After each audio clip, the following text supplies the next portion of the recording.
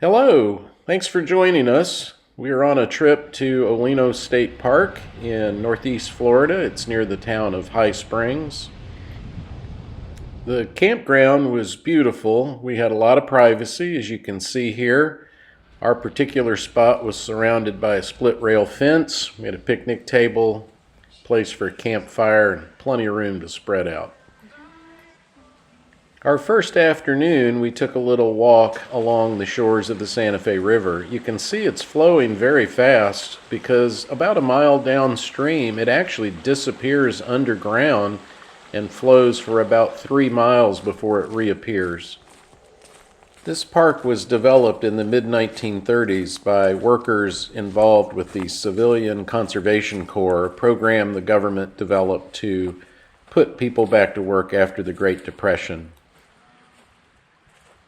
Back in the 1800s, this park was actually the site of a small town called Leno. Over time, people began to refer to the area as Old Leno, and eventually it was shortened to Olino.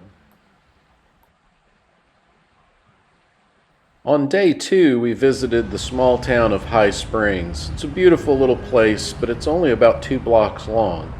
We had the pleasure of having lunch at the Great Outdoors restaurant. Inside, the restaurant is beautiful. It's decorated like an old hunting lodge. The staff was very friendly. Here we're talking about the huge winter storm that hit Florida the week before our visit.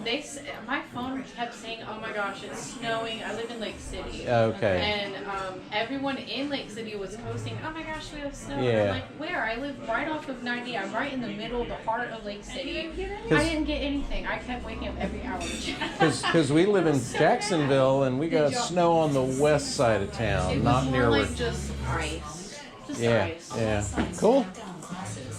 We had a little ice on one chair that looked like snow. I'm like, oh my God. After a delicious lunch, we decided to walk through town, burn off some calories, and see what the little town had to offer. On our way back to the campground, we decided to pull into River Rise State Park and do the 3.1 mile round trip hike down to where the river reemerges from the ground. So from here, it begins a journey to the Suwannee, and eventually the Suwannee empties into the Gulf of Mexico.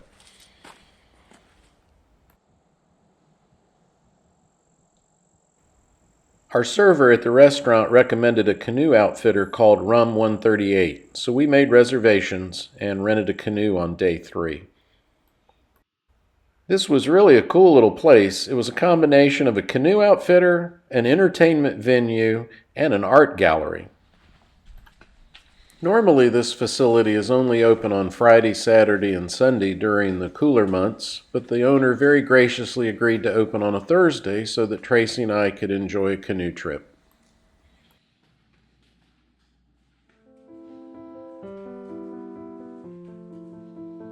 Our trip began with a short bus ride down to the water, where the owner launched the canoe and gave us some information about points of interest along the way.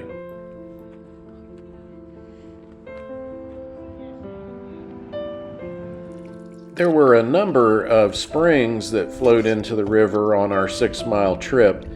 We paddled up into each of them to take a closer look at the clear water and the fish and the turtles and all sorts of other wildlife we got to enjoy. So you can go past this rope, you just can't go inside. Listen, if you're not already subscribed to our channel, if you would hit that subscribe button and the little notification bell, that would be a big help for us. I'm not sure why, but this river is inhabited by a lot of turtles. We saw many of them along our path, and most of them were out of the water sunning themselves.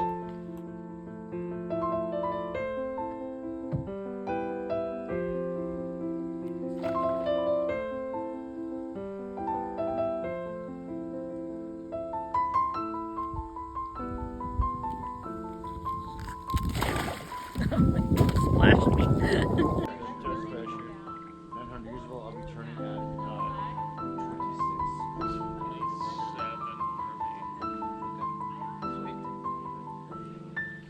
Just downstream is Jenny Springs.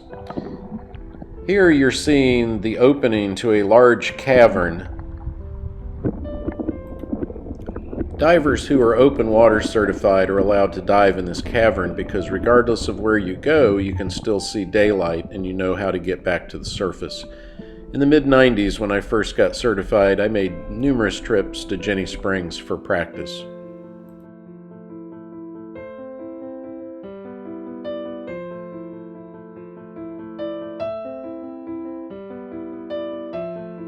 Here's a little different view from an aerial perspective of Jenny Springs. If you look closely, that dark area right in the center is the opening to the cavern.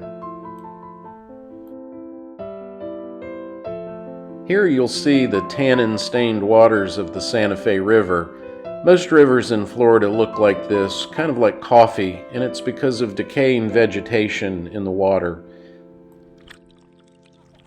The water pressure from the springs pushes the tannin-stained water away, and you can see a delineation here as we paddle back out into the river. As we departed Jenny Springs, I looked on the map and I saw that there was an area marked Rapids.